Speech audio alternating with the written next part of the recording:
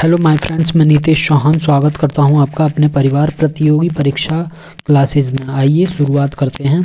आज हम पढ़ने जा रहे हैं यूपीएसआई दरोगा के लिए previous year questions for polity के, है ना।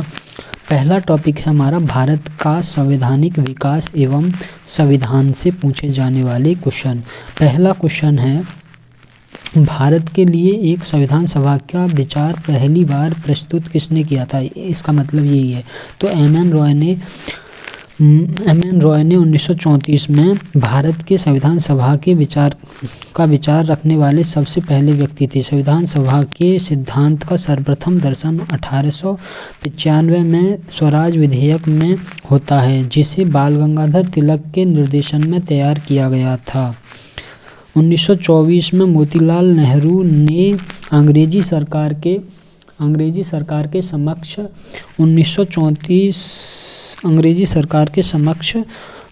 संविधान सभा के निर्माण की मांग की। इसके पश्चात वर्ष 1934 में एम.एन. रॉय ने भारत के लिए औपचारिक रूप से संविधान सभा का विचार प्रस्तुत किया, जिसे मूर्त रूप देने का कार्य जवाहरलाल नेहरू द्वारा किया गया। इसके पश्चात कांग्रेस फैसूर अधिवेशन 1937 में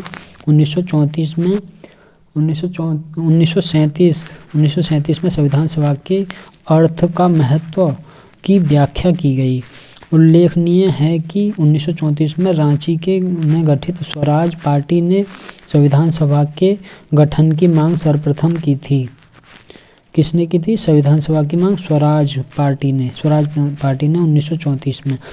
भारत के संसदीय स्वरूप का दूसरा नाम निम्नलिखित में से कौन सा नहीं है?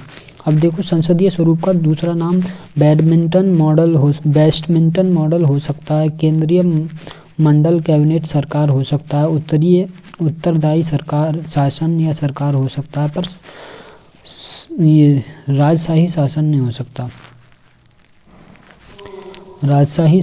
हो सकता। सरकार का संसदीय स्वरूप लोकतांत्रिक शासन व्यवस्था की वह प्रणाली है जिसमें कार्यपालिका अपनी लोकतांत्रिक वैधता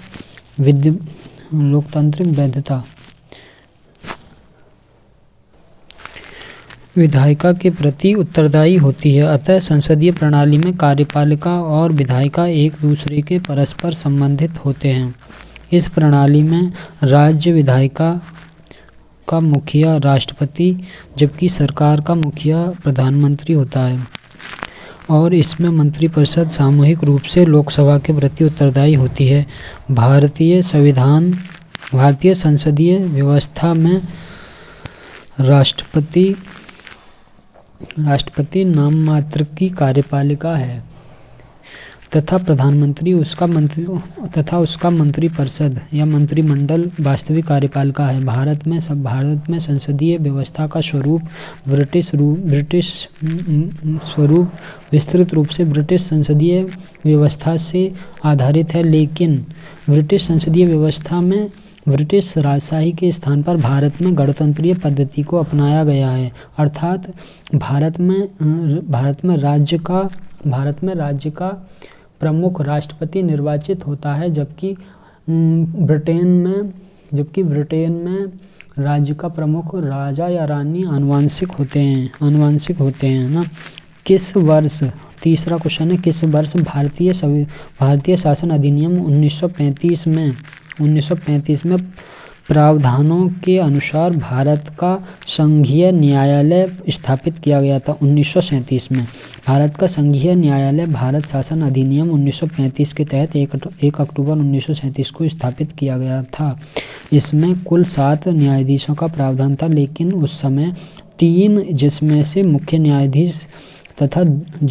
एक मुख्य न्यायाधीश और 2 अन्य न्यायाधीश थे। इस संसदीय न्यायालय में प्रिवी काउंसिल लंदन के अधीन था।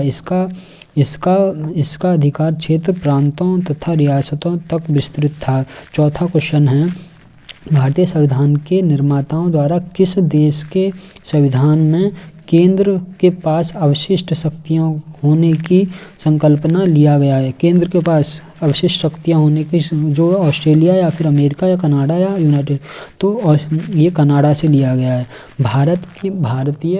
भारतीय संविधान में केंद्र के पास अवशिष्ट शक्तियों की अवधारणा कनाडा के संविधान से लिया गया है। इसके अतिरिक्त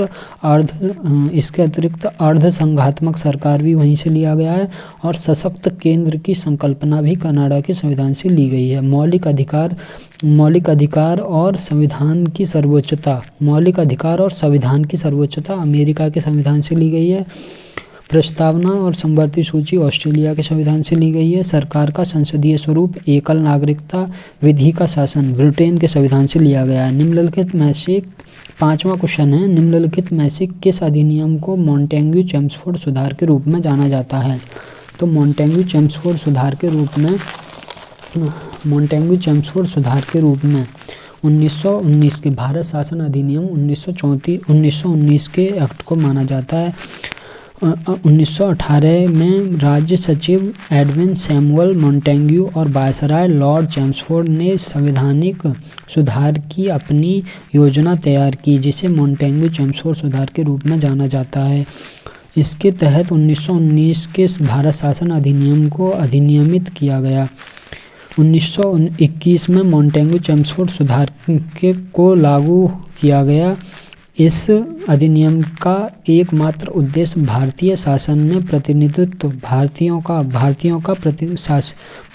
शासन में प्रतिनिधित्व सुनिश्चित करना था। है ना। छठा क्वेश्चन है, डैश के मामले में, किसके मामले में? समता बनाम आंध्र प्रदेश राज्य के मामले में एक समतावादी सामाजिक व्यवस्था की स्थापना को संविधान का मूल संरचना के रूप में माना जाता है। इनमें से किसको? सुनील बत्रा वाले को बनाम दिल्ली को, या फिर हमने तो आंसर पहले ही बता दिया, तो समता बनाम आंध्र प्रदेश राज्य वाले को। आंध्र प्रदेश राज्य मामले में एक समतावादी सामाजिक व्यवस्था की स्थापना को संविधान की मूल संरचना के रूप में माना गया है। आदिवासी अधिकारों के लिए दक्षिण भारत के एक एनजीओ समता ने भारत के सर्वोच्च न्यायालय में एक विशेष अवकाश याचिका दायर की और सर्वोच्च न्यायालय में एक विशेष अवकाश याचिका दायर की और सुप्रीम कोर्ट में 1997 में एक निर्णय सुनाया। सुप्रीम कोर्ट ने एक निर्णय सुनाया, आदिवासियों की भूमि और वन भूमि को गैर आदिवासियों या निजी कंपनियों या खनन या औद्योगिक दुनिया के किसी पट्टे पर नहीं दिया जा सकता। ऐसे काम केवल आदिवासी या सरकारी उपक्रम ही कर सकते हैं। ठीक है। और 1909 के भारतीय परिषद अधिनियम को क्या रूप है?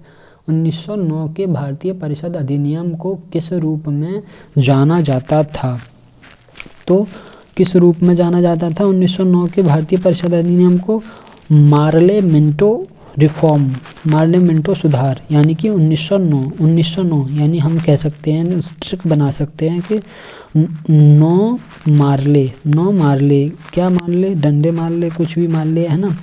9 मार्लेमेंटो सुधार, है ना। और 19 जो था वो था मॉन्टेग्यू-चेम्सफोर्ड सुधार, है ना। और अब देखो, भारत परिषद 1909 को मार्लेमेंटो सुधार के रूप में जाना जाता है। इस अधिनियम द्वारा केंद्रीय एवं प्रांतीय विधान परिषदों में अतिरिक्त सदस्यों की संख्या में वृद्धि की गई, है ना। विधायिका के साथ साथ कार्यपालिका में भी भारतीय प्रतिनिधित्व सुनिश्चित किया गया। विधान परिषदों में निर्वाचित सदस्यों को शामिल किए जाने का प्रावधान किया गया तथा इसकी सबसे बड़ी विशेषता यह थी कि इसमें पहली बार सांप्रदायिक प्रतिनिधित्व को शामिल किया गया था 1909 के एक्ट में।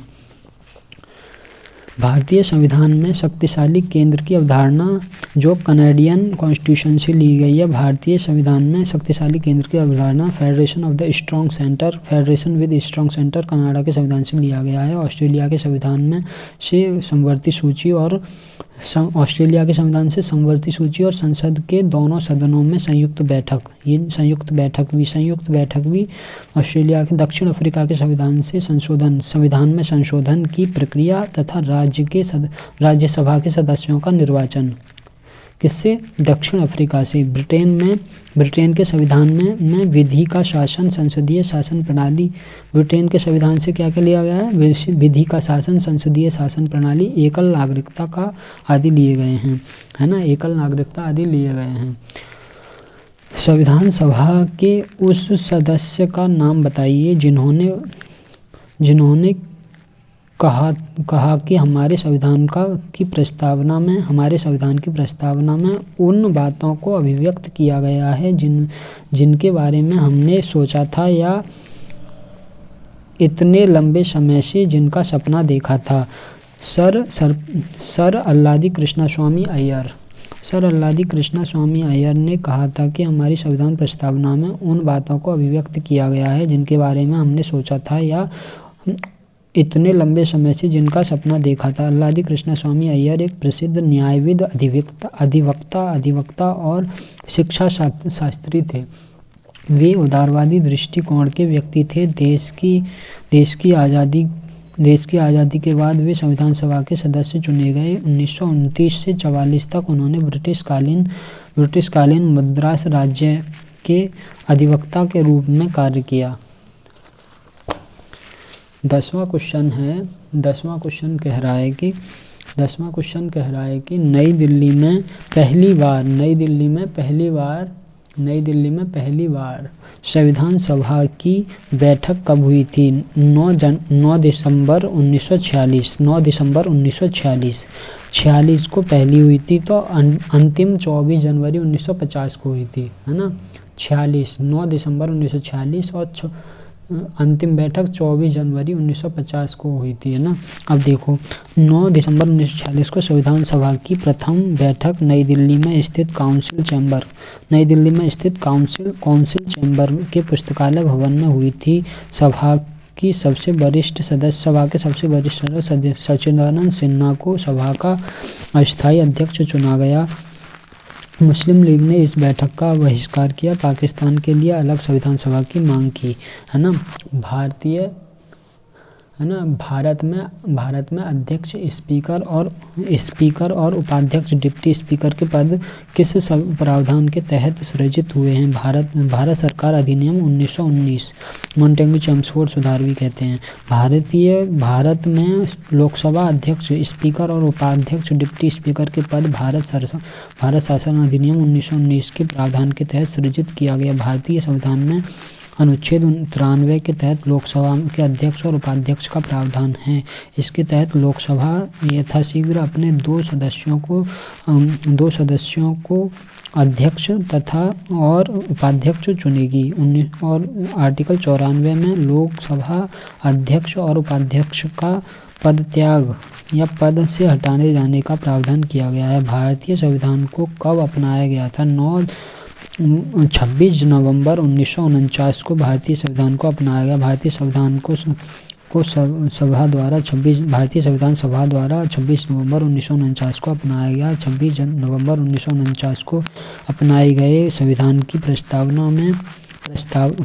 में प्रस्तावना थी। 395 अनुच्छेद थे, 322 भाग थे और 8 अनुसूचियाँ थीं। 26 जनवरी 1950 को इसे पूर्ण रूप से लागू किया गया। भारतीय संविधान मूल रूप से अंग्रेजी में लिखा गया था। प्रेम बिहारी नारायण रायजादा ने भारतीय संविधान को हस्तलिखित किया था। डॉक्टर भीमराव अंबेडकर को भारतीय संविधान के पिता के रूप में जाना जाता है। वर्तमान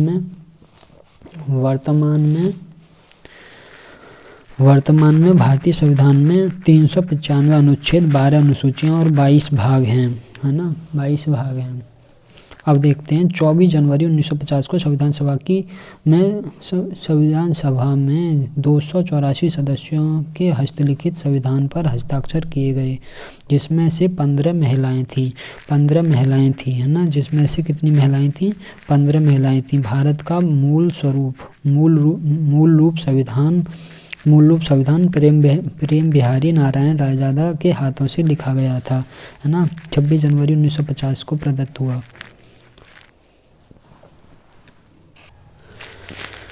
आचार्य नंदलाल बोस के मार्गदर्शन में हस्तलिपि तैयार की गई थी। हस्तलिपि नारायण रायजादा ने लिखी थी और आचार्य नंदलाल बोस के मार्गदर्शन में शांति निकेतन के कलाकारों ने अलंकृत किया। यह दस्तावेज भारत की संसद भवन के पुस्तकालय में संरक्षित है।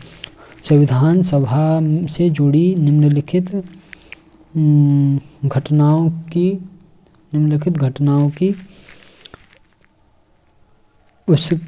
उनके कालक्रम के अनुसार लिखें और सबसे पहले घटी घटना से शुरू करें और अंत में घटी घटना तक जाएं। तो सबसे पहली घटना थी संकल्प। उद्देश्य संकल्प सर्वसम्मति से अंगीकृत हुआ 22 जनवरी 1947 को, है ना। फिर ध्वज अपनाया गया 22 जुलाई 1947 को ही, जुलाई को, पर जनवरी को नहीं, जुलाई को ही अपनाया गया ध्वज, है ना। फिर संविधान सभा द्वारा पारित और स्वीकृत हुआ 26 नवंबर 1949 को। जन गण मन राष्ट्रगान के रूप में अंगीकृत हुआ 24 जनवरी 1950 को। भारत में संविधान को 1946 के कैबिनेट मिशन योजना के तहत गठित किया गया। संविधान सभा द्वारा तैयार किया गया था। इस संविधान सभा में संविधान तैयार करने के लिए 23 यहाँ पे गलत ले दिया है, 23 समितियाँ थीं। कितनी समितियाँ थीं? 23 समितियाँ थीं, जिसमें से 15 छोटी समितियाँ थीं और 8 जो थीं बड़ी समितियाँ थीं, है ना। कैबिनेट मिशन ने 23 समितियों का निर्माण किया था। किसके लिए? संविधान बनाने के लिए। 9 दिसंबर 1946 को नई दिल्ली में संविधान सभा की पहली बैठक संविधान सभागृह में हुई, जिसे अब संसद भवन का केंद्रीय कक्ष कहा जाता है। 9 दिसंबर 1946 को संविधान सभा की पहली बैठक सच्चिदानंद सिन्हा की अध्यक्षता में अस्थायी रूप से नई दिल्ली में के संविधान सभागृह में हुई थी, जिसे अब संसद भवन के केंद्रीय कक्ष के रूप में जाना जाता है। इस बैठक में मुस्लिम लीग ने भाग नहीं लिया। 11 दिसंबर 1946 को डॉक्टर राजेंद्र प्रसाद को संविधान सभा के स्थायी अध्यक्ष के रूप में चुना गया, है ना। किसने गवर्नर जनरल और प्रदेश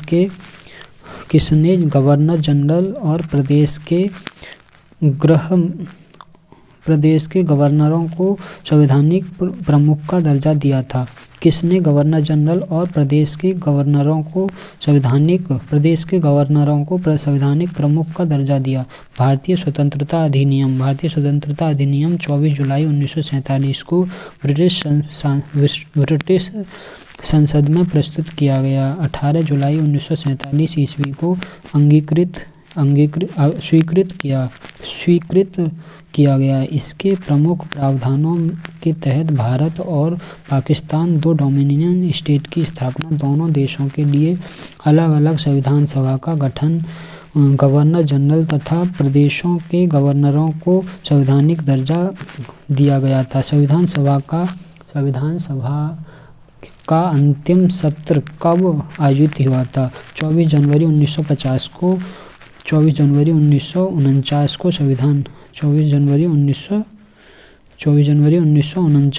को 1949 को डॉक्टर भीमराव अम्बेडकर, रामजी अम्बेडकर द्वारा द कॉन्स्टिट्यूशन एंड सेंडल्स by the assembly we passed प्रस्ताव पेश किया गया। संविधान के स्वरूप संविधान के स्वरूप पर पेश इस प्रस्ताव को 26 जनवरी 1949 को पारित किया गया। 24 जनवरी 1949 को संविधान सभा की अंतिम बैठक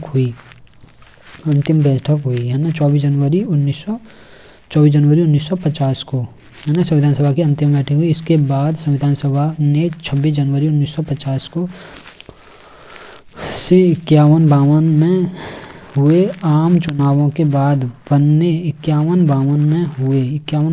1950 से 51-52 में हुए आम चुनाव के बाद बनने वाली नई संसद के निर्माण तक भारत की अंतरिम संसद के रूप में काम किया।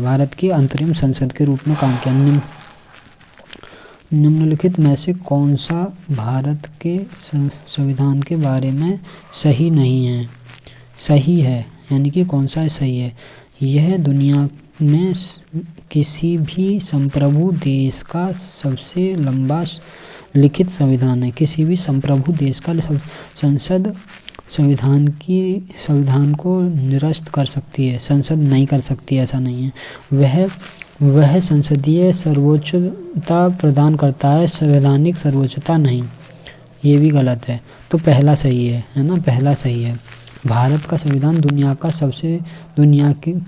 दुनिया में किसी भी संप्रभु देश का सबसे लंबा लिखित संविधान है। संसद संविधान को निरस्त नहीं कर सकती, बल्कि इसमें संशोधन कर सकती है। भारतीय संविधान संवैधानिक सर्वोच्चता प्रदान करता है। भारतीय संविधान जो है संवैधानिक सर्वोच्चता प्रदान करती है, न कि संसदीय सर्वोच्चता।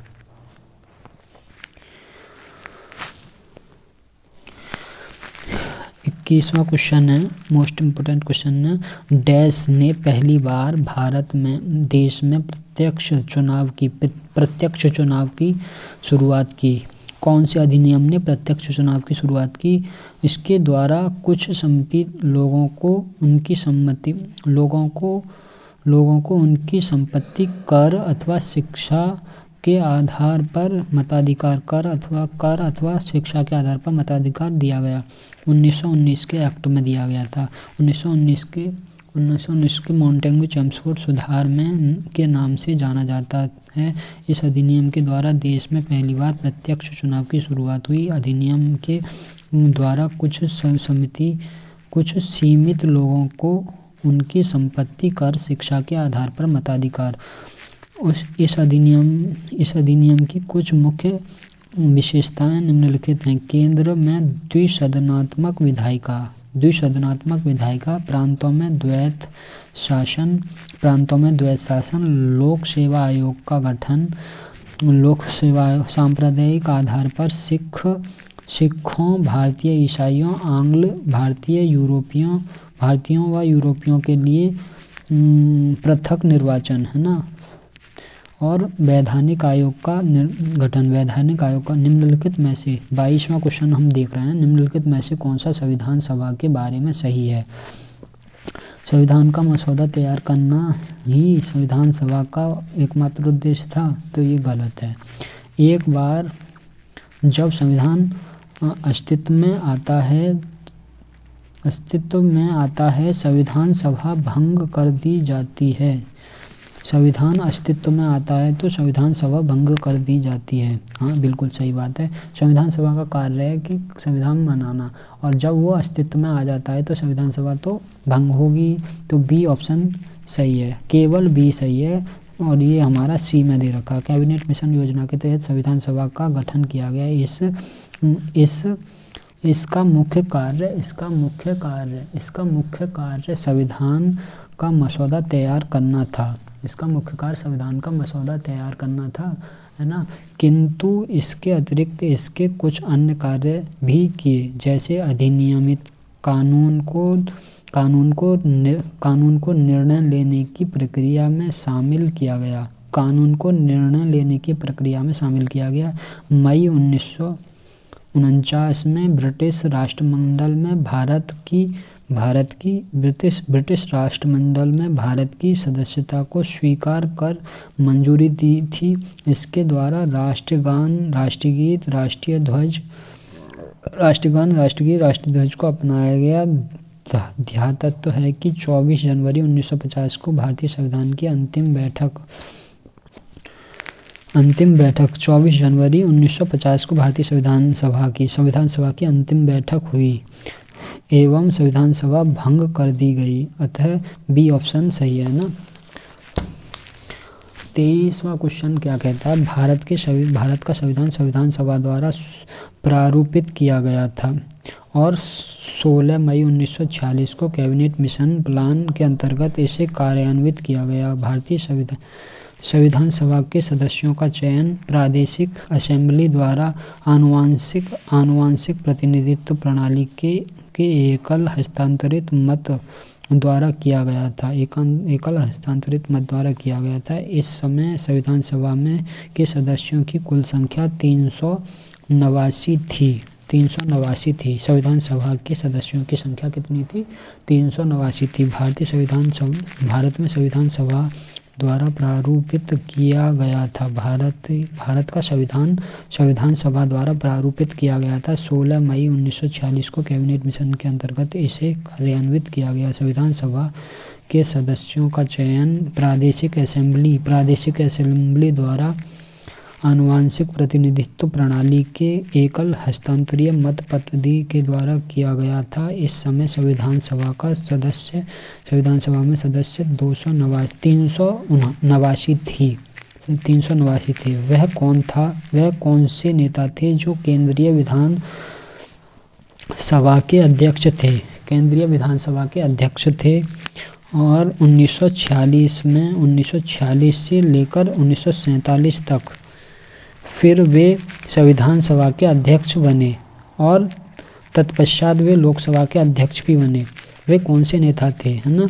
तो गणेश वासुदेव मावलंकर वे नेता थे जो केंद्रीय विधानसभा के अध्यक्ष थे।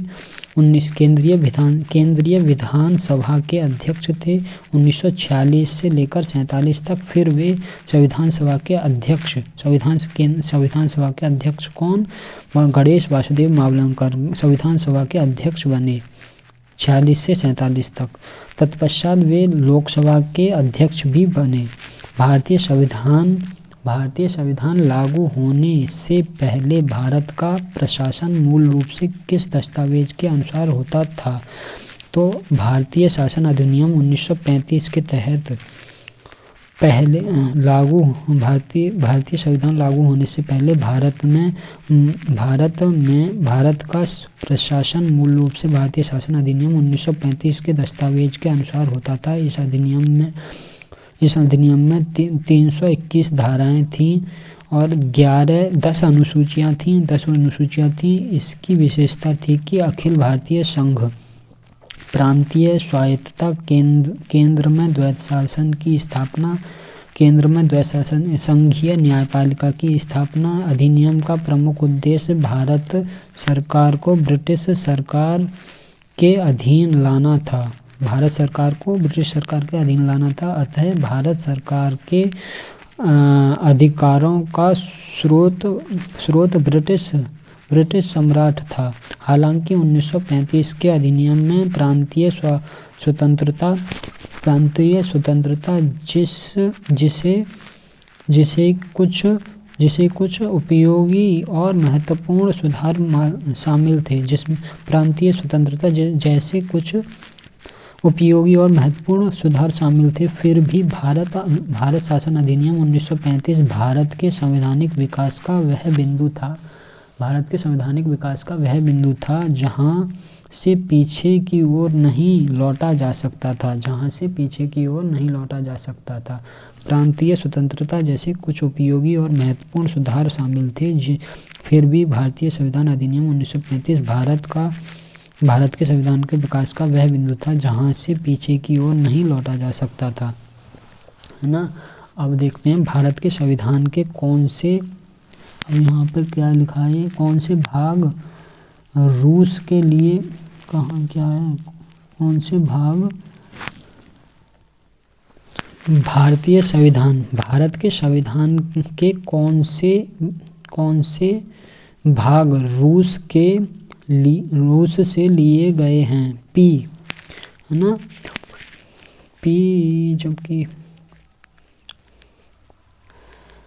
देखो पी और क्यू, पंचवर्षीय योजना और मौलिक दायित्व, पंचवर्षीय योजना और मौलिक दायित्व रूस के संविधान से लिए। भारत के संविधान में पंचवर्षीय योजना, मौलिक दायित्व, मूल कर्तव्य रूस के संविधान से लिया गया है, जबकि मौलिक अधिकार संयुक्त राष्ट्र अमेरिका के संविधान से लिया गया है। उल्लेखनीय है कि मूल अधिकार भारतीय संविधान के भाग 3 के अनुच्छेद 12 से 35 तक वर्णित है। ये वे अधिकार हैं जो व्यक्ति भौतिक व नैतिक विकास के लिए अनिवार्य माने जाते हैं, जिसे संविधान का एक विशेष संरक्षण प्राप्त है। वहीं संविधान से 42वें संविधान संशोधन द्वारा यह नया भाग 4 का तथा अनुच्छेद 51 का जोड़कर नागरिकों के लिए कुछ 10 मौलिक कर्तव्यों का समावेश किया गया, जिसके बाद वे 86वें संविधान संशोधन द्वारा 11वां मूल कर्तव्य जोड़ा गया। 86वें संविधान संशोधन द्वारा 11वां मूल कर्तव्य जोड़ा गया। मूल हस्तलिखित भारतीय संविधान के प्रत्येक पृष्ठ को शांति निकेतन के कलाकारों द्वारा निखारा और सजाया गया था। हस्तलिखित संविधान को प्रत्येक पृष्ठ को शांति निकेतन के कलाकारों द्वारा निखारा व सजाया गया था। विस्तार चित्रकार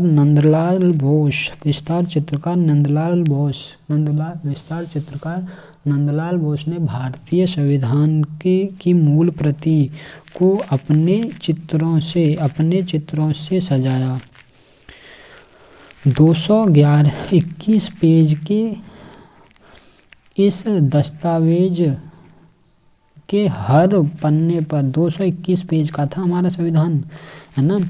221 पेज के दस्तावेज के हर पन्ने पर तो चित्र बनाना संभव नहीं था। इसलिए नंदलाल जी ने संविधान के हर भाग की शुरुआत में 8 से 10 इंच का चित्र बनाए, 8 से 12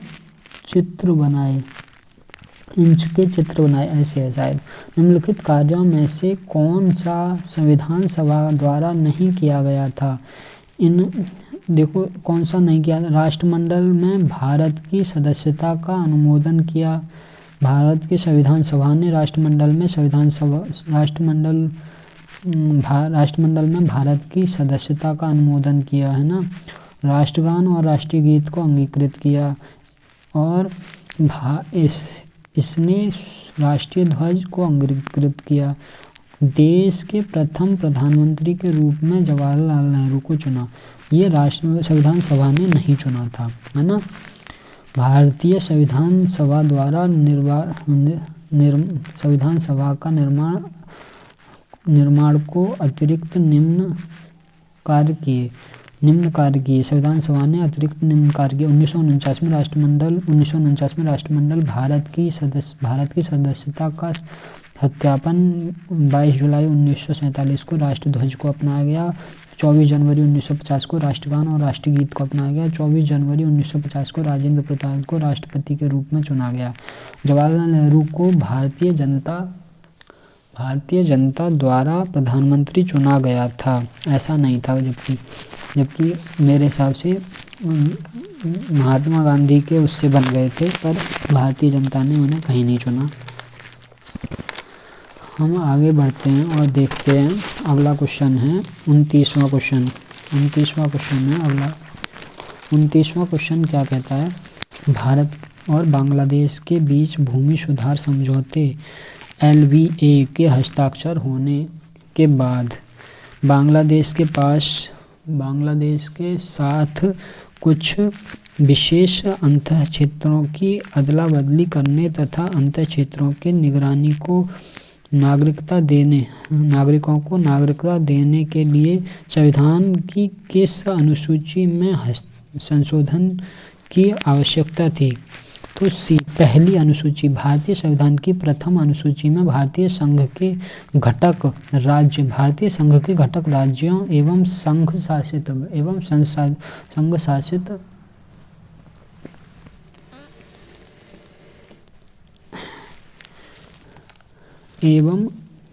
संघ शासित क्षेत्रों का उल्लेख है। अतः यदि भारत एवं बांग्लादेश के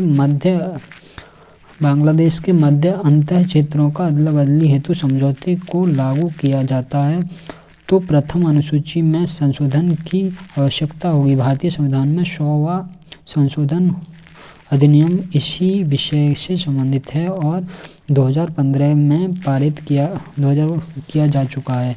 डैश भारत के संविधान का संप्रदाय संसद नए राज्यों को बनाने और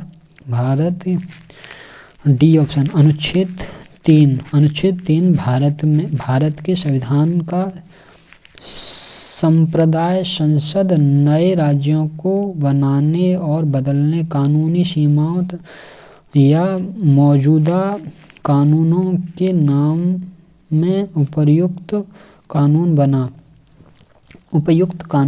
अनुच्छेद 3 भारतीय संविधान के भाग 1 में अनुच्छेद 3 नए राज्यों का निर्माण और वर्तमान राज्यों के क्षेत्र में सीमा तथा नामों में परिवर्तन के लिए एक संसद को शक्ति प्रदान करता है। अनुच्छेद 1 के तहत भारत को राज्य का संघ कहा गया है। अनुच्छेद 2 में नए राज्यों के प्रवेश या स्थापना की बात की गई है और अनुच्छेद 7 में पाकिस्तान को प्रव्रजन करने वाले कुछ व्यक्तियों को नागरिकता का अधिकार प्रवर्जन करने वाले, अनुच्छेद 7 में पाकिस्तान को प्रवर्जन करने वाले कुछ व्यक्तियों को नागरिकता का अधिकार दिया गया है ना। और अनुच्छेद 5 में भारतीय संविधान के प्रारंभ में नागरिकता से संबंधित है। अनुच्छेद 5 नागरिकता से संबंधित है ना। भारतीय संविधान का कौन सा अनुच्छेद नए राज्यों का गठन, कौन सा अनुच्छेद? आर्टिकल 3 नए राज्यों का गठन अनुसार संसद को नए राज्यों का निर्माण तथा वर्तमान राज्यों के क्षेत्रों, सीमाओं या नामों में परिवर्तन करने की शक्ति या अधिकार प्राप्त है। आर्टिकल 12 में क्या है? राज्य की परिभाषा है ना। राज्य की परिभाषा है आर्टिकल 12 में। अनुच्छेद 22 के तहत कुछ दशाओं में गिरफ्तारी, अनुच्छेद 22 में कुछ दशाओं में, अनुच्छेद 22 भी दे रखा है ना। अनुच्छेद 22 के तहत कुछ दशाओं में गिरफ्तारी और निरोध से संरक्षण और आर्टिकल 9 के तहत विदेशी राज्य की नागरिकता स्वेच्छा से अर्जित करने वाले व्यक्ति को नागरिक न होना, भारत का नागरिकता छूट जाती है उसकी। फिर 9 से यदि वो किसी विदेशी नागरिकता लेता है तो भारत की नागरिकता स्वतः ही समाप्त हो जाती है ना। निम्नलिखित में से किस संघ राज्य क्षेत्र में विधानसभा है? किस संघ राज्य क्षेत्र में विधानसभा है? तो पुदुचेरी में, चंडीगढ़ में, अंडमान निकोबार, दमन एंड दीप में। तो पुदुचेरी में विधानसभा है ना। भारत देश में कुल 8 संघ राज्य क्षेत्र हैं जो क्रमशः अंडमान व निकोबार द्वीप समूह, चंडीगढ़, दादरा नगर हवेली, दमन और दीव, दिल्ली, लक्षद्वीप, लद्दाख, जम्मू एंड कश्मीर और पांडुचेरी हैं। 8 संघ राज्य क्षेत्रों में से दिल्ली और पुदुचेरी राज्य में विधानसभा और मंत्रियों की मंत्रिपरिषद है। 5 अगस्त 2019 को जम्मू कश्मीर पुनर्गठन बिल पास होने व 9 अगस्त को राष्ट्रपति द्वारा अधिसूचित होने के बाद 2 नए संघ शासित प्रदेश जम्मू कश्मीर और लद्दाख बनाए गए। कब बनाए गए? 5 अगस्त 2019 को जम्मू और कश्मीर और लद्दाख बनाए। अतः अब कुल 8 संघ शासित प्रदेश हो गए हैं, जिनमें से जम्मू कश्मीर में विधानसभा होगी। यह अधिनियम 31 अक्टूबर 2019 को लागू हुआ। यह अधिनियम कौन सा अधिनियम? 5 अगस्त 2019 को जो जम्मू कश्मीर पुनर्गठन बिल आया था वो 31 अक्टूबर 2019 को लागू हुआ, है ना। संविधान सभा में इस समय कितनी अनुसूचियां हैं? तो भारतीय संविधान में इस समय कितनी अनुसूचियां हैं? तो 12 अनुसूचियां हैं। 26 जनवरी 1950 को भारतीय संविधान को लागू किया गया, जिसमें 395 अनुच्छेद, 8 अनुसूचियां, 22 भाग थे। इसके बाद भारत में 4 अनुसूचियों को बढ़ाया गया। वर्तमान में 12 अनुसूचियां हैं। कौन सा 34वां क्वेश्चन हम देखेंगे, कौन सा राज्य भारतीय संविधान की 6ठी अनुसूची में उल्लिखित नहीं है? तो ए ऑप्शन नागालैंड। 22वां भारतीय संविधान में 22 भाग 395 अनुच्छेद, 12 अनुसूचियां वर्तमान में हैं। भारतीय संविधान की अनुसूची 6 में पूर्वोत्तर के 4 जनजातीय क्षेत्र असम पूर्वोत्तर, अनुसूची 6 में संविधान के अनुसूची 6 में पूर्वोत्तर के 4 जनजातीय क्षेत्र असम, मेघालय, त्रिपुरा, मिजोरम के प्रशासन के संबंध में उपबंध है। नागालैंड का इस अनुसूची में उल्लेख नहीं है। यानी असम, मेघालय, त्रिपुरा, मिजोरम का उल्लेख है ना। भारतीय संविधान की निम्नलिखित अनुसूचियों में से किसका सही मेल नहीं है? संविधान की निम्नलिखित अनुसूचियों में से किसका सही मेल नहीं है? यानी कि 8वीं अनुसूची में भाषाओं की सूची का निहित है, भाषाएं निहित हैं 8वीं अनुसूची में। 9वीं अनुसूची में कुछ अधिनियमों और विनियमों के सत्यापन का प्रावधान है, निहित है। 12वीं अनुसूची में नगर पालिकाओं को शक्ति। अब देखो डी ऑप्शन हमारा गलत है ना। नगर पालिकाओं को 12वीं अनुसूची में नगर पालिकाओं को शक्ति, अधिकार और जिम्मेदारियां हैं। 9वीं अनुसूची में अधिनियम और विनियम के सत्यापन के प्रावधान निहित हैं। सही बात है। 8वीं अनुसूची में भाषाएं हैं। ठीक है। 11वीं अनुसूची में क्या है? अब देखो 11वीं अनुसूची में 73वें संविधान संशोधन के तहत, जबकि हम देखते हैं अनुसूची, डी ऑप्शन गलत है ना। अनुसूची और प्रावधानों का सही मेल नहीं है, डी ऑप्शन, है ना। क्योंकि अनुसूचित क्षेत्रों और अनुसूचित जनजाति के प्रशासन और नियंत्रण का प्रावधान 5वीं अनुसूची में शामिल है, जबकि 11वीं अनुसूची में 73वें संविधान संशोधन अधिनियम के तहत 1992 द्वारा पंचायती राज संस्थाओं के कार्य करने के लिए 29 विषय, पंचायती राज संस्थाओं का 29 विषय 11वीं अनुसूची में पंचायती राज है ना। और 5वीं अनुसूची में क्या है? 5वीं अनुसूची में है अनुसूचित जनजातियों का प्रशासन, है ना, और नियंत्रण 5वीं अनुसूची में। 11वीं अनुसूची में 73वें संविधान संशोधन 1992 के तहत पंचायती राज संस्थाएं 29 विषय हैं। अन्य सभी कथन सही हैं, सही सुमेलित हैं।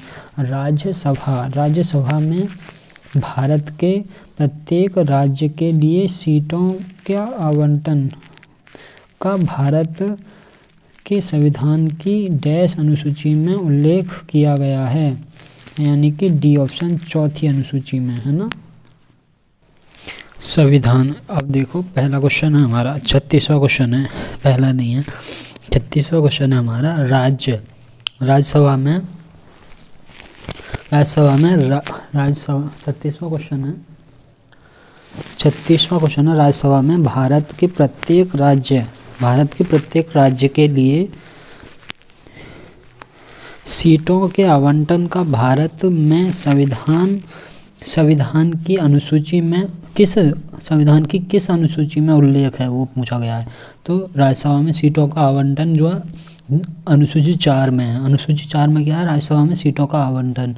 चौथी अनुसूची में राज्यसभा में सीटों का आवंटन है। छठी अनुसूची में असम, मेघालय, त्रिपुरा, मिजोरम राज्यों के जनजातीय क्षेत्रों के प्रशासन और नियंत्रण के बारे में। पांचवी अनुसूची विभिन्न अनुसूचित क्षेत्रों और अनुसूचित जनजाति के क्षेत्रों के प्रशासन के बारे में उपबंध है। आठवीं अनुसूची में भारत 22 भाषाओं का उल्लेख किया गया है। निम्नलिखित में से कौन सी भाषा संविधान की रचना के समय 8वीं अनुसूची में शामिल या उल्लिखित थी? 8वीं अनुसूची में उल्लिखित थी संविधान की रचना के समय। तो कश्मीरी उल्लिखित थी, है ना। भारतीय संविधान की रचना के समय 8वीं अनुसूची में भारतीय संविधान की रचना के समय 8वीं अनुसूची में कश्मीरी भाषा का उल्लेख किया गया था।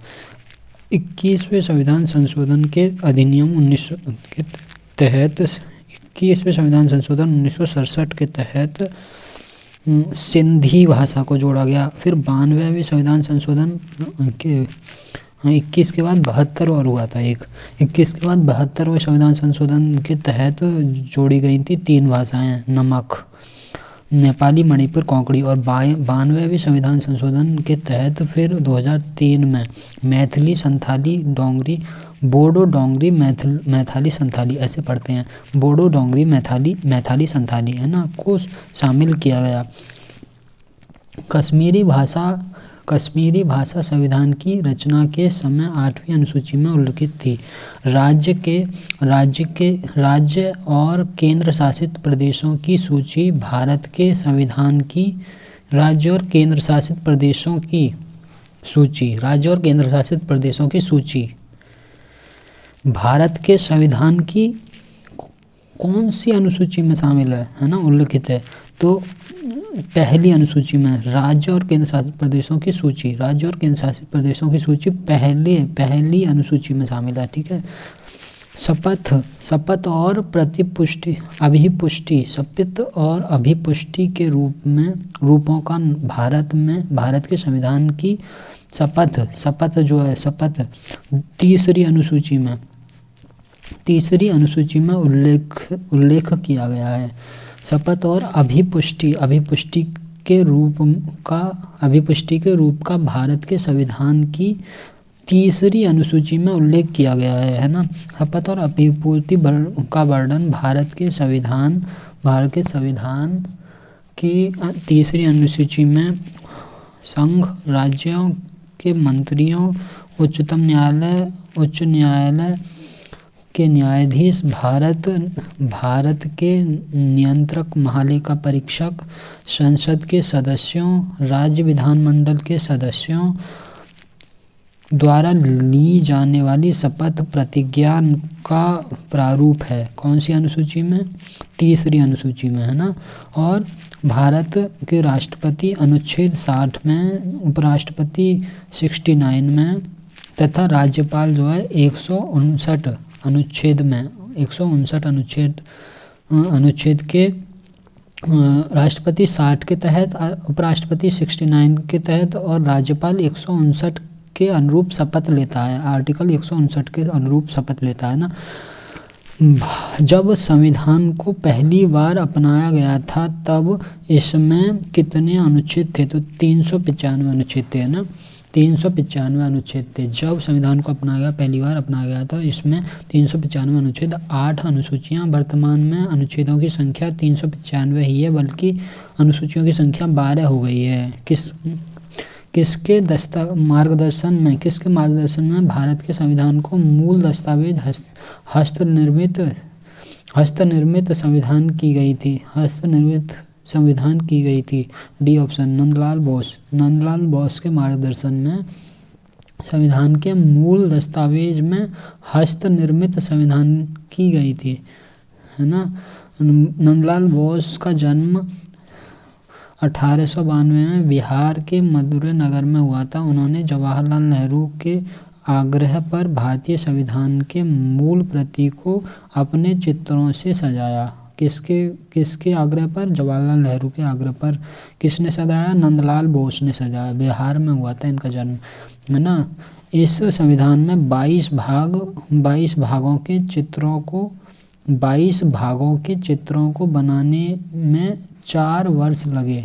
22 भागों के चित्रों को बनाने में 4 वर्ष लगे, है ना। संविधान के संदर्भ में निम्नलिखित में से कौन सा सही है? 42वां क्वेश्चन है। 42वां क्वेश्चन क्या कह रहा है? संविधान के संदर्भ में निम्नलिखित में से कौन सा कथन सत्य है? उनके पास केंद्रीय जांच ब्यूरो CBI की तलाशी और जब्ती करने के लिए प्राधिकृत करने का अधिकार है। किसके पास? संविधान के संदर्भ में संविधान के पास CBI की तलाशी और जब्ती करने के लिए प्राधिकृत करने का अधिकार है। लेखपाल को भ्रष्टाचार के आरोप में जुड़े सरकारी नौकरी में तबादले तथा निलंबन की सिफारिश करने का अधिकार है। ए ऑप्शन सही है, यानी कि दोनों सही हैं।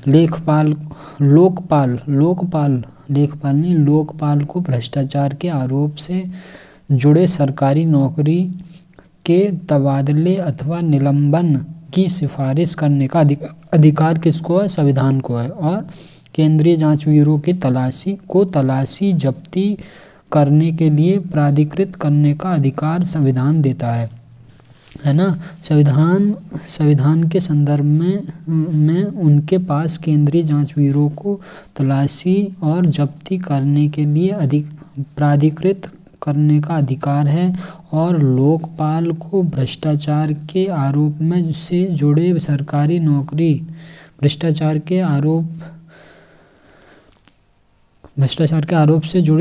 नौकरी के तबादले अथवा निलंबन का सिफारिश करने का अधिकार है। अतः ए और बी दोनों सही हैं।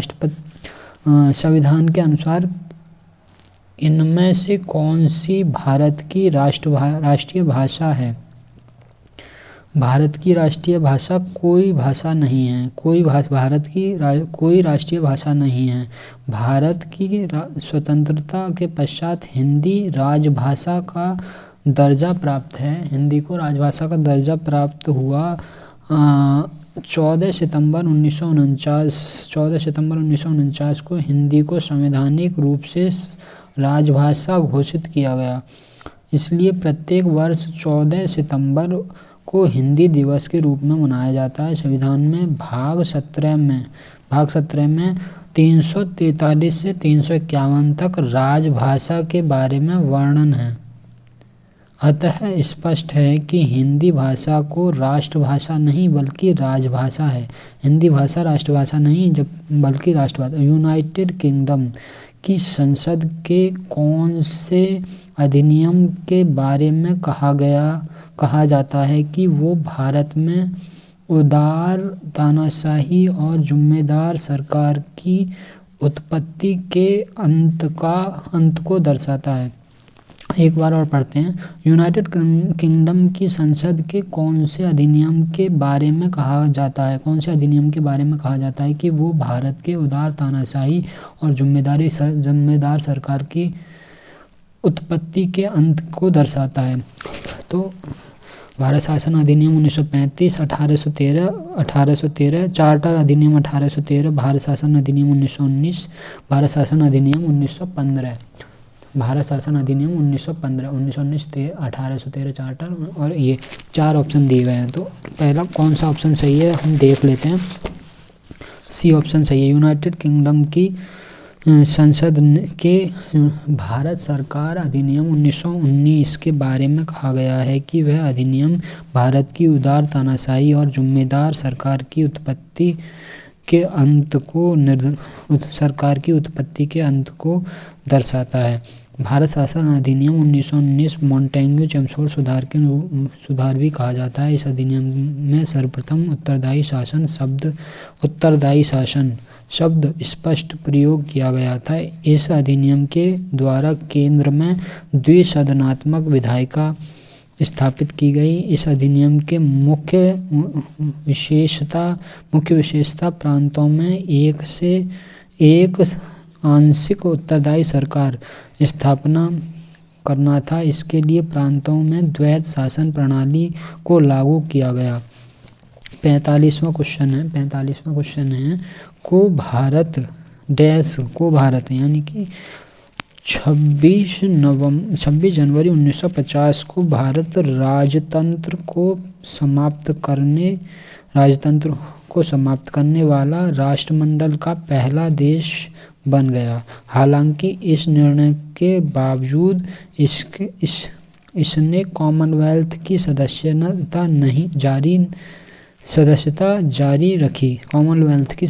जारी रखी। हालांकि इस निर्णय के बावजूद भी है ना देश को भारत राजतंत्र को समाप्त करने वाला राष्ट्रमंडल का पहला देश बना। राजतंत्र को समाप्त करने वाला राष्ट्रमंडल का पहला सदस्य बना। हालांकि इस निर्णय के बावजूद उसने कॉमनवेल्थ की सदस्यता जारी रखी।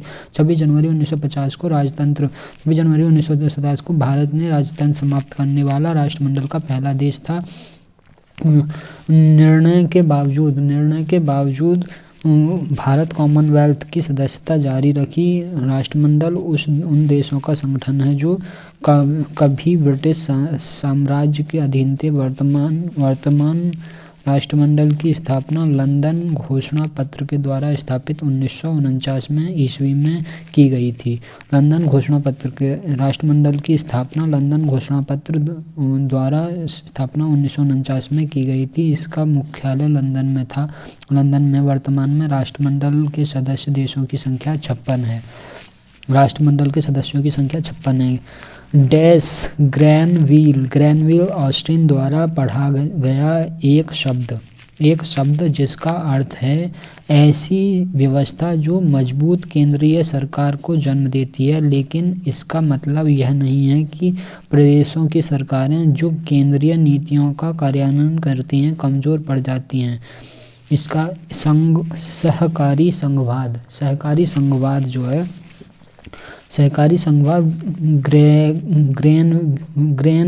ग्रैनविल ऑस्टिन द्वारा गढ़ा गया एक शब्द है।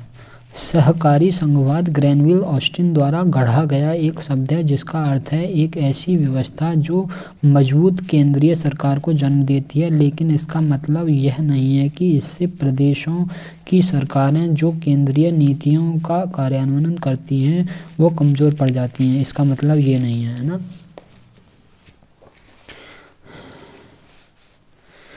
अब देखते हैं हम भारत के संविधान की मूल हस्तलिखित कॉपी कहाँ रखी गई है। भारत के संविधान की मूल हस्तलिखित कॉपी कहाँ रखी गई है, तो ये संसद की लाइब्रेरी। भारत के संविधान की 2 प्रतियां हाथ से लिखी हुई हैं। एक अंग्रेजी में और एक हिंदी में है। दोनों हस्तलिखित प्रतियों पर संविधान सभा के 284 सदस्यों ने 24 जनवरी 1950 को हस्ताक्षर किए। भारतीय संविधान की हस्तलिखित दोनों मूल प्रतियों को संसद के भवन पुस्तकालय में हीलियम से भरे कांच में रखा गया है। Question number 48। डैश ने पहली बार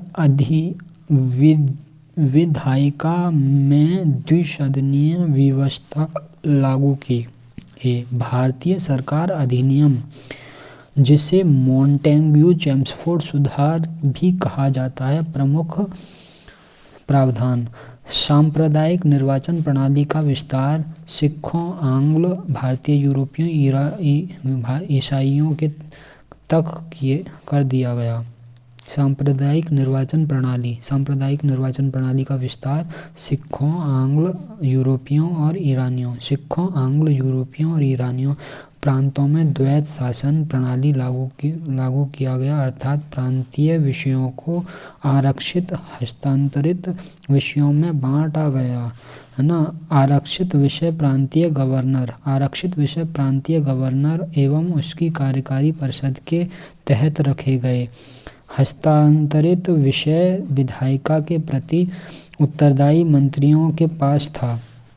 केंद्र में द्विसदनात्मक व्यवस्था की गई। उच्च सदन, जिसे राज्य परिषद कहा गया, वह तथा निम्न सदन, जिसे विधानसभा कहा गया, है ना। निम्न सदन जिसे विधानसभा कहा गया, उच्च सदन जिसे राज्य परिषद कहा गया, निम्न सदन जिसे विधानसभा कहा गया। इस अधिनियम के द्वारा पहली बार प्रत्यक्ष चुनाव प्रणाली अपनाई गई। महिलाओं को भी अधिकार दिया गया। डैश को वृषभ चक्र और अश्वयुक्त सारनाथ का सिंह चतुर्मुख स्तंभ शीर्ष राष्ट्रीय प्रतीक के रूप में भारत सरकार द्वारा अंगीकृत हुआ। वृषभ चक्र और अश्वयुक्त सारनाथ का वृषभ चक्र और अश्वयुक्त सारनाथ का सिंह चतुर्मुख सारनाथ का सिंह चतुर्मुख स्तंभ शीर्ष राष्ट्रीय प्रतीक के रूप में भारत सरकार द्वारा अंगीकृत किया गया। कब किया गया? तो 26 जनवरी 1950 को वृषभ चक्र अश्वयुक्त सारनाथ का सिंह चतुर्मुख स्तंभ शीर्ष राष्ट्रीय प्रतीक के रूप में सरकार द्वारा अंगीकृत किया गया।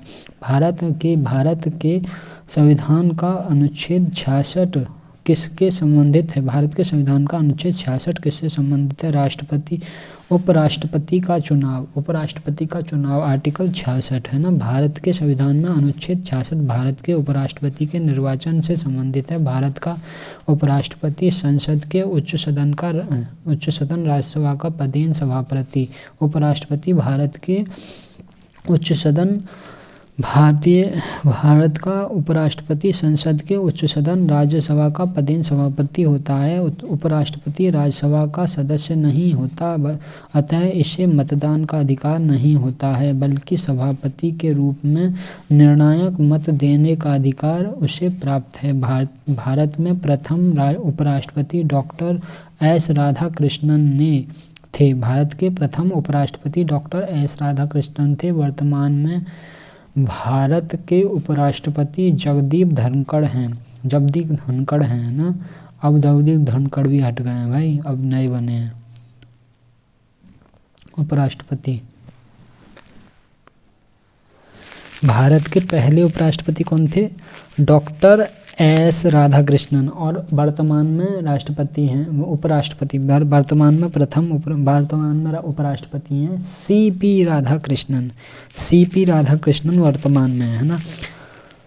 केंद्रीय संविधान की डैश भारतीय गणराज्य की आधिकारिक भाषाओं की सूची प्रदान करती है। अब देखो कौन सा क्वेश्चन सही है। डी सही आ रहा है इसका, है ना। तो आठवीं अनुसूची, भारतीय संविधान की 8वीं अनुसूची भारतीय गणराज्य की आधिकारिक भाषाओं की सूची प्रदान करती है। 8वीं अनुसूची, है ना। ये तो मुझे पता था, फिर भी देखना पड़ गया। 8वीं अनुसूची 22 भाषाओं का उल्लेख करती है। मूल रूप से 8वीं अनुसूची 14 भाषाओं मूल रूप से 14 भाषाएं थीं। 1967 में सिंधी भाषा जोड़ी गई। 1992 में कोंकणी 1967 में सिंधी, 1992 में कोंकणी, मैथिली, नेपाली 3 जोड़ी गई। और 2003 में मैथिली, संथाली, डोंगरी और बोडो 8वीं अनुसूची में शामिल किए गए। 12वीं अनुसूची में क्या है? 12वीं अनुसूची में 74वें संविधान संशोधन 1992 द्वारा जोड़ी गई थी। इसमें शहरी क्षेत्र यानी कि स्थानीय संस्थाएं, शहरी क्षेत्र की स्थानीय संस्थाओं को कार्य करने के लिए 18 विषय प्रदान किए गए हैं। 12वीं अनुसूची में 74वें संविधान संशोधन 1992 के तहत इसमें जोड़ी गई है ना। और इसमें शहरी क्षेत्र के स्थानीय संस्थानों को कार्य करने के लिए 18 विषय प्रदान किए गए हैं। 11वीं अनुसूची में 73वें संविधान संशोधन द्वारा जोड़ी गई 73वें संविधान संशोधन 73वें और 74वें में 12वीं जोड़ दी गई। 73वें संविधान संशोधन 1992 से जोड़ी गई और इसमें पंचायती राज संस्थाओं को कार्य करने के लिए 29 विषय प्रदान किए गए हैं। पंचायती राज व्यवस्थाओं को 29 विषय और स्थानीय संस्थाओं को, शहरी क्षेत्र की स्थानीय संस्थाओं को 18 विषय दिए गए हैं ना। चतुर्थ अनुसूची में विभिन्न राज्यों तथा संघीय क्षेत्रों के राज्यसभा में प्रतिनिधित्व का विवरण दिया गया है। चौथी अनुसूची में राज्यसभा में प्रतिनिधित्व है ना। भारतीय संविधान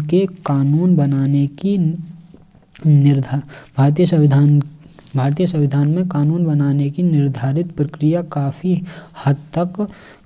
हद तक जापान के संविधान द्वारा प्रभावित है। भारतीय संविधान में कानून बनाने की निर्धारित प्रक्रिया काफ़ी हद तक जापान के संविधान से प्रभावित है ना। काफ़ी हद तक कहाँ के, जापान के संविधान से प्रभावित है ना। और देखो भारतीय संविधान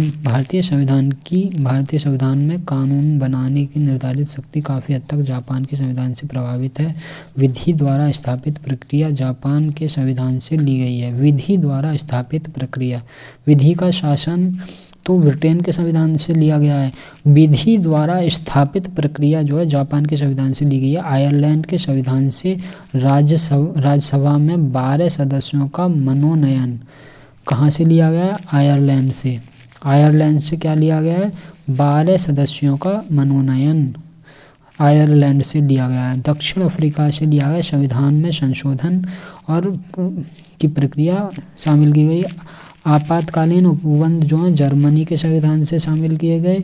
अमेरिका के संविधान से मूल अधिकार लिए गए हैं ना।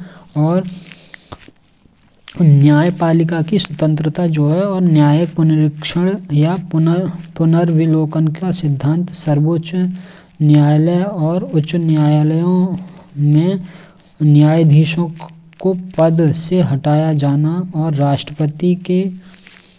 राष्ट्रपति पर महाभियोग राष्ट्रपति के पद को शामिल किया गया है। किसके संविधान से लिया गया है? ये सब अमेरिका के संविधान से है ना। अमेरिका के संविधान से ही मूल अधिकार लिए गए हैं। न्यायपालिका की स्वतंत्रता ली गई है। न्यायिक पुनरीक्षण पुनरावलोकन का सिद्धांत लिया गया है। सर्वोच्च न्यायालय और उच्च न्यायालय के न्यायाधीशों को पद से हटाना, ये भी संविधान सर्वोच्च न्यायालय और उच्च न्यायालय के न्यायाधीशों को पद से हटाना भी अमेरिका के संविधान से लिया गया है। राष्ट्रपति पर महाभियोग की प्रक्रिया भी वहीं से ली गई है। उपराष्ट्रपति के पद को शामिल किया गया है, वो भी अमेरिका के संविधान से किया गया है। भारत की संविधान सभा की अब 53वां क्वेश्चन है ये। भारत की संविधान सभा की संघ शक्ति समिति के अध्यक्ष कौन थे? संघ शक्ति समिति, डी ऑप्शन, जवाहरलाल नेहरू संघ शक्ति समिति के अध्यक्ष थे, है ना। कैबिनेट मिशन की संस्तुतियों के आधार पर भारतीय संविधान सभा का निर्माण करने वाली संविधान सभा का गठन जुलाई 1946 में किया गया। इसने अपना कार्य 9 दिसंबर 1946 को प्रारंभ किया। 9 दिसंबर, जबकि जुलाई 46 में बन गई और कार्य जो है दिसंबर में स्टार्ट किया 46 में। 22 जनवरी 1947 को उद्देश्य प्रस्ताव, अब देखो 1 साल हो गई इसके, नहीं 1 महीना हो गया लगभग, है ना। 9 दिसंबर 46 से 9 जनवरी 47, एक महीने से लगभग 1.5 महीने बाद, फिर कार्य के 1.5 महीने बाद लगभग उद्देश्य प्रस्ताव स्वीकृति के बाद संविधान सभा का संविधान निर्माण हेतु उसके अनेक समितियां नियुक्त की। इनमें प्रमुख थीं वार्ता समिति प्रमुख थी, संघ संविधान समिति, प्रांतीय संविधान समिति, संघ शक्ति समिति, प्रारूप समिति, जिसमें संघ शक्ति समिति के अध्यक्ष पंडित जवाहरलाल नेहरू थे। डॉक्टर राजेंद्र प्रसाद वार्ता समिति के अध्यक्ष थे। सरदार पटेल जो थे प्रांतीय समिति के अध्यक्ष थे। जे.वी. कृपलानी मूल अधिकार समिति के अध्यक्ष थे। जे.वी. कृपलानी मूल अधिकार समिति के, है ना। जवाहरलाल नेहरू संघ शक्ति समिति, राजेंद्र प्रसाद वार्ता समिति सरकार समिति, सरदार पटेल जो प्रांतीय समिति, जे.वी. कृपलानी मूल अधिकार संबंधी उप समिति के अध्यक्ष थे। कौन? जे.वी. कृपलानी मूल अधिकार संबंधी उप समिति। भारत के संविधान के मूल दस्तावेज को प्रेम बिहारी नारायण रायजादा द्वारा हाथ से लिखा गया था। अंग्रेजी और हिंदी भाषा में लिखा गया। वास्तविक प्रति प्रेम बिहारी नारायण रायजादा द्वारा इसे इटैलिक स्टाइल में खूबसूरती से लिखा गया और हर पेज को शांति निकेतन के कलाकारों ने खूबसूरती से सजाया। भारत के संविधान में कुल कितने भाग हैं? तो भारत के संविधान में कुल 22 भाग हैं। यूपीपी कांस्टेबल 2019 में पूछा गया है ना। 22 भाग हैं संविधान में।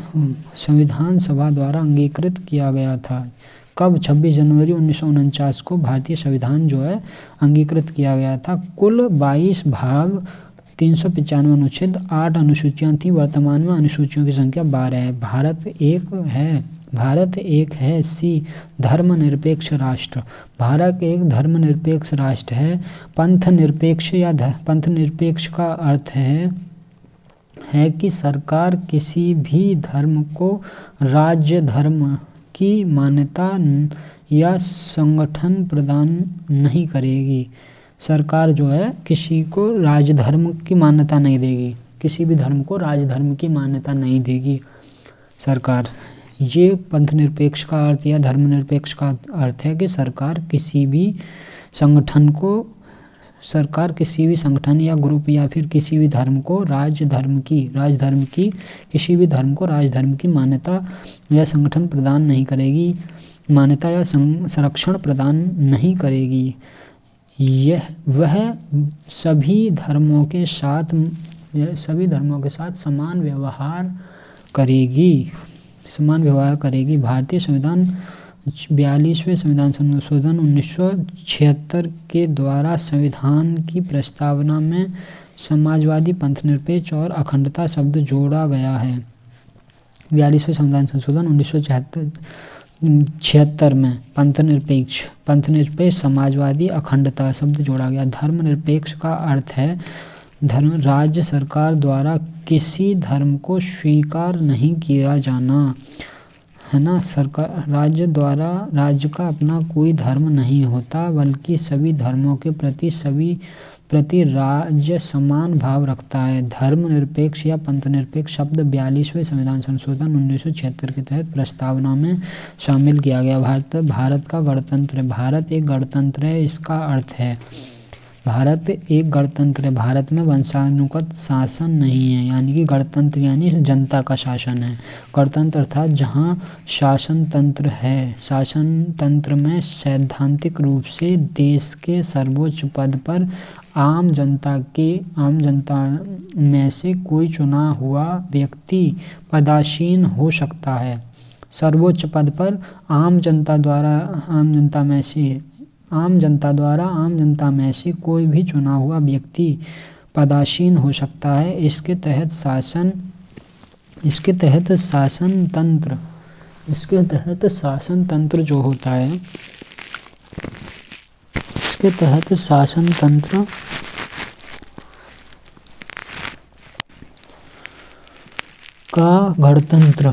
को गणतंत्र इसके तहत शासन तंत्र को गणतंत्र यानी जनता द्वारा निर्वाचित प्रणाली कहा जाता है। भारत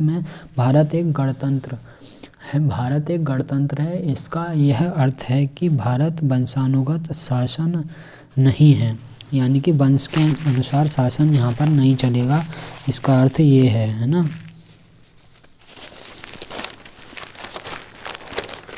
नेक्स्ट क्वेश्चन है 59वां क्वेश्चन है, एक व्यवस्थित सामाजिक संरचना का संकेत बिंदु है। एक व्यवस्थित सामाजिक संरचना का संकेत बिंदु है, तो क्या है सामाजिक संरचना का संकेत बिंदु क्या है? सी ऑप्शन, उद्देश्यों एवं विचारों में समानता। उद्देश्यों एवं विचारों में समानता एक व्यवस्थित सामाजिक संरचना का संकेत बिंदु है। व्यवस्थित सामाजिक संरचना का संकेत बिंदु क्या है? उद्देश्यों एवं विचारों में समानता। व्यवस्थित सामाजिक संरचना का संकेत बिंदु। भारत की संविधान सभा का अध्यक्ष कौन थे? भारत की संविधान सभा का अध्यक्ष डॉक्टर राजेंद्र प्रसाद थे। संविधान सभा का अध्यक्ष कौन थे? डॉक्टर राजेंद्र प्रसाद थे। भारत की संविधान सभा के अध्यक्ष कौन थे? डॉक्टर राजेंद्र प्रसाद थे। प्रथम बैठक 9 दिसंबर 1946 को सच्चिदानंद सिन्हा की अध्यक्षता में संपन्न हुई। इसके मुस्लिम लीग के भाग नहीं लिया था। 11 दिसंबर 19 राजेंद्र प्रसाद को स्थायी अध्यक्ष निर्वाचित किया जवाहरलाल नेहरू द्वारा। 13 दिसंबर 1946 को रखा गया उद्देश्य प्रस्ताव 22 जनवरी 1947 को पारित हुआ था। डॉक्टर बी एन राव को संवैधानिक सलाहकार भीमराव अम्बेडकर को प्रारूप समिति का अध्यक्ष नियुक्त किया गया था। भारत का राष्ट्रगान जनगण मन की रचना किसने की है? जनगण मन की रचना रविंद्रनाथ टैगोर ने की है। जनगण मन की रचना रविंद्रनाथ टैगोर ने की थी। इस गीत को सर्वप्रथम कांग्रेस के कलकत्ता अधिवेशन में 27 दिसंबर 1911 में गाया गया था। कांग्रेस के कलकत्ता अधिवेशन में 27 दिसंबर 1911 में गाया गया था। इसका प्रशासन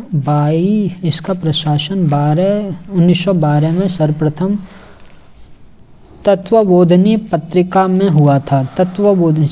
इसका प्रकाशन सर्वप्रथम 1912 में सर्वप्रथम तत्वबोधिनी पत्रिका में हुआ था तथा संविधान सभा ने इस गीत को भारत का राष्ट्रीय गान नेशनल एंथम 24 जनवरी 1950 को अपनाया।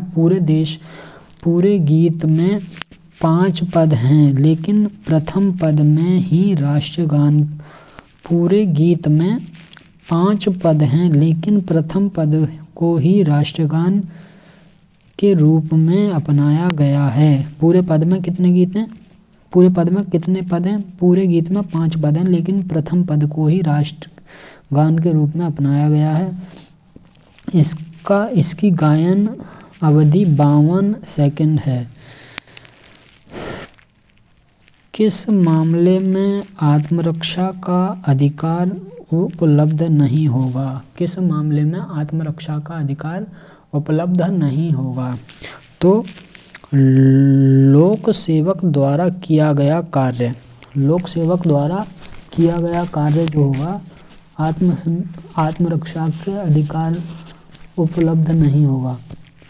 इस मामले में लोक सेवक द्वारा किया गया कार्य जो है आत्मरक्षा का अधिकार उपलब्ध नहीं। आत्मरक्षा का अधिकार निम्नलिखित परिस्थितियों में प्राप्त नहीं है। संबंधित उपबंध धारा 96 से 106 IPC। यदि लोक सेवक या सरकारी कर्मचारी कोई कार्य जिससे मृत्यु या नुकसान की आशंका युक्त रूप से नहीं होती है वह सद्भावना पूर्वक अपने पद पर काम करता है तो वह सद्भावनापूर्वक अपने पद पर काम करता है तो वह अधिकार उपलब्ध नहीं है, आत्मरक्षा का अधिकार उसमें उपलब्ध नहीं है ना। कोई व्यक्ति जो लोक सेवक के निर्देशों पर कोई कार्य करे या करने की कोशिश करे, उदाहरण कोर्ट के लाठीचार्ज के आदेश, पुलिस को की कार्रवाई। अब इसमें किसी का निधन हो जाए तो अधिकार नहीं है, आत्मरक्षा का अधिकार इसमें फिर नहीं है। कोर्ट एक लाठीचार्ज का अधिकार दे देता है पुलिस को तो फिर आत्मरक्षा का अधिकार उपलब्ध नहीं है हुआ, ठीक है ना। यदि कोई उचित देखभाल या सावधानी से किया जाए, यदि कोई कार्य उचित देखभाल या व सावधानी से किया जाए तब उसे सद्भावनापूर्वक किया गया माना जाएगा। यदि सद्भावनापूर्वक किया माना जाएगा तो भी फिर जो है मृत्यु का इसमें वो नहीं है। ऐसे समय में जब सुरक्षा के लिए उचित प्राधिकारियों की सहायता प्राप्त करने के लिए समय हो, ऐसे समय में जब सुरक्षा के लिए उचित प्राधिकारियों की सहायता प्राप्त करने के लिए समय हो तब भी आत्मरक्षा का अधिकार उपलब्ध नहीं है ना। स्वयं या संपत्ति की रक्षा के लिए उतने ही बल का प्रयोग का अधिकार है जितना स्वयं की रक्षा के लिए जरूरी है। उतने ही बल का अधिकार है, स्वयं या संपत्ति की रक्षा के लिए उतने ही बल का प्रयोग का अधिकार है जितना स्वयं की रक्षा के लिए जरूरी है। किसी विकृत चित्त व्यक्ति अपरिपक्व समझ के शिशु पागल व्यक्ति शराबी के खिलाफ आत्मरक्षा का अधिकार है ना।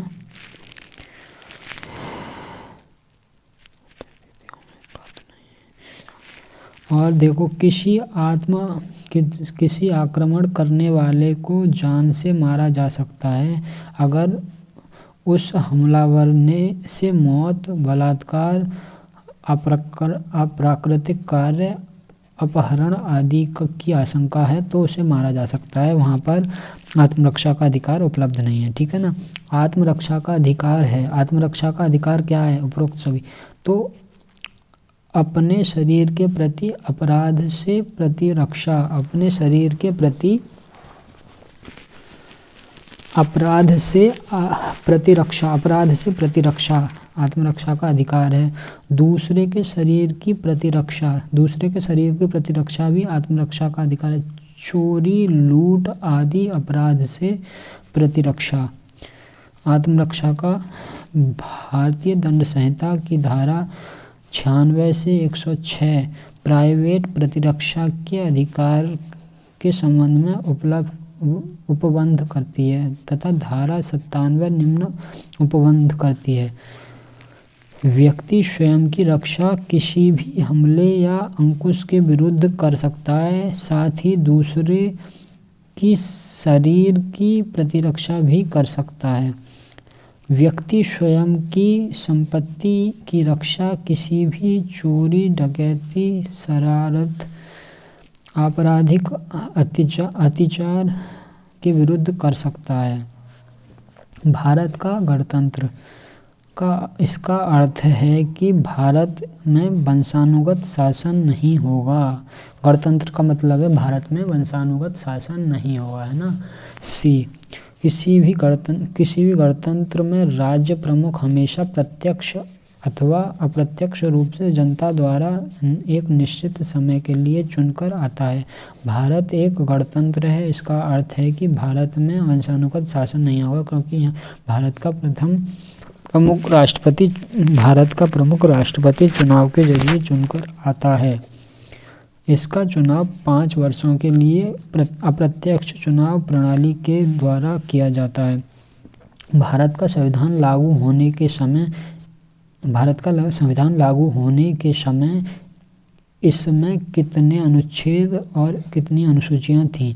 भारत का संविधान लागू होने के समय इसमें समय इसमें कितने अनुच्छेद और कितनी अनुसूचियाँ थीं? तो 395 अनुच्छेद और 8 अनुसूचियाँ थीं, है ना। 1949 को 26 नवंबर 1949 को संविधान लागू हुआ। उस समय संविधान में 395 अनुच्छेद 8 अनुसूचियाँ 395 अनुच्छेद 8 अनुसूचियाँ थीं और अनुच्छेदों की संख्या तो मूल रूप से अभी भी 395 ही है, लेकिन अनुसूचियों की संख्या संशोधनों के द्वारा बढ़ाकर 12 कर दी गई है, जिसमें सर्वप्रथम 9वीं अनुसूची पहले संविधान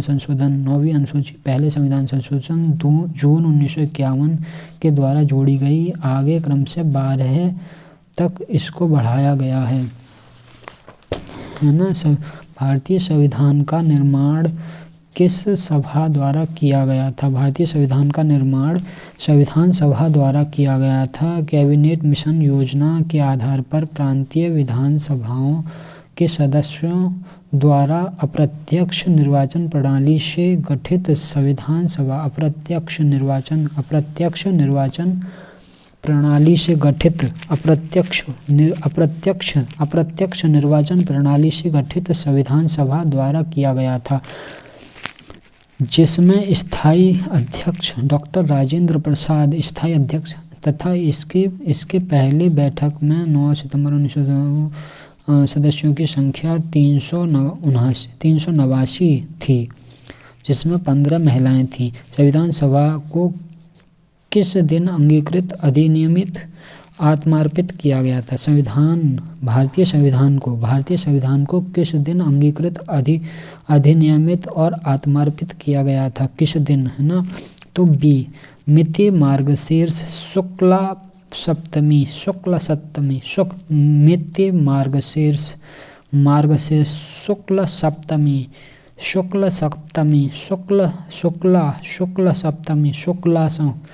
शुक्ल मिति मार्गशीर्ष शुक्ल सप्तमी संवत 2006 विक्रमी, है ना। नवंबर 1949 को भारतीय संविधान अंगीकृत किया गया था, अधिनियमित आत्मार्पित किया गया था। इस दिन विक्रमी संवत के अनुसार मिति मार्गशीर्ष शुक्ल पक्ष की सप्तमी संवत 2006 विक्रमी थी। भारत के गणतंत्र के रूप में जन्म कब हुआ था? भारत का गणतंत्र के रूप में जन्म कब हुआ था? 26 जनवरी 1950 को भारत का गणतंत्र के रूप में जन्म हुआ था, बनकर तैयार हुआ। इसके कुछ उपबंध उसकी दिन लागू हो गए थे, लेकिन पूरी तरीके से लागू 26 जनवरी 1950 को किया गया। तब जाकर भारत का एक गणतंत्र के रूप में प्रादुर्भाव हुआ। 26 जनवरी 1950 को भारतीय संविधान की प्रवर्तन तिथि माना जाता है। भारतीय संविधान सभा में किस देशी रियासत के प्रतिनिधि ने भाग नहीं लिया था? भारतीय संविधान में किस देशी रियासत के प्रतिनिधि ने भाग नहीं लिया था?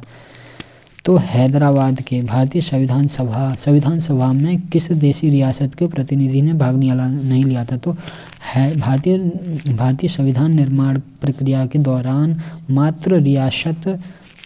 एकमात्र रियासत हैदराबाद जिसने भाग नहीं लिया था, वह थी हैदराबाद। अतः अन्य सभी रियासतों ने अपने प्रतिनिधि संविधान सभा में भेजे थे। हैदराबाद को बाद में ऑपरेशन पोलो के तहत भारत संघ में शामिल किया गया। ऑपरेशन पोलो के तहत, है ना। भारतीय संविधान के किस अनुच्छेद में अनुसूचित जाति व जनजाति हेतु राष्ट्रीय आयोग का प्रावधान है? अनुसूचित जाति और जनजाति के प्रति तो फिर ये है अनुच्छेद 338 में। अनुच्छेद 338 में अनुसूचित जाति और जनजाति। भारत के संविधान के अनुच्छेद 338 में राष्ट्रीय अनुसूचित जाति आयोग का प्रावधान किया गया है, जिसमें एक अध्यक्ष सहित कुल 5 सदस्य होंगे, जबकि राष्ट्रीय अनुसूचित जनजाति आयोग का प्रावधान 89वें संविधान संशोधन अधिनियम 2003 89वें संविधान संशोधन अधिनियम 2003 द्वारा शामिल किया गया। नए अनुच्छेद 338 के क में किया गया है। 338 के क में किया गया है। यह भी 5 सदस्यीय आयोग होगा, जिसमें अध्यक्ष, उपाध्यक्ष व 3 अन्य सदस्य होते हैं। इसकी नियुक्ति राष्ट्रपति करता है। निम्नलिखित में से किस क्षेत्र में 1813 के चार्टर एक्ट में भारत में अंग्रेजी नीति में मौलिक परिवर्तन आया। 1813 के चार्टर एक्ट में भारत में अंग्रेजी नीति में मौलिक परिवर्तन आया। तो बी ऑप्शन, शिक्षा। 1813 के चार्टर एक्ट में से भारत में अंग्रेजी नीति में शिक्षा के क्षेत्र में मौलिक परिवर्तन आया। भारत में शिक्षा के क्षेत्र में मौलिक परिवर्तन, जिसमें भारतीयों की शिक्षा पर प्रतिवर्ष 1 लाख रुपए खर्च करने का उपबंध किया गया तथा इसके अलावा ईसाई मिशनरियों को भारत में धर्म प्रचार की अनुमति दी गई थी। 1813 के चार्टर अधिनियम में ईसाई मिशनरियों को 1813 के चार्टर अधिनियम में भारत में अंग्रेजी नीति आई। शिक्षा क्षेत्र के मौलिक परिवर्तन आया, जिससे भारतीयों की शिक्षा के प्रति 1 लाख रुपए के खर्च का उपबंध किया गया तथा इसके अलावा ईसाई मिशनरियों को भारत में धर्म प्रचार की अनुमति दी गई थी। बताओ, भारत में धर्म प्रचार कर रहे हैं। यहाँ पर हम इसको समाप्त करते हैं। हमारा एक टॉपिक समाप्त हो गया है ना। हमारा भारत के संवैधानिक विकास एवं संविधान टॉपिक समाप्त हो चुका है। कौन से प्रश्न तक? 71वें क्वेश्चन तक, है ना। यहाँ पर हम इस वीडियो को समाप्त करते हैं।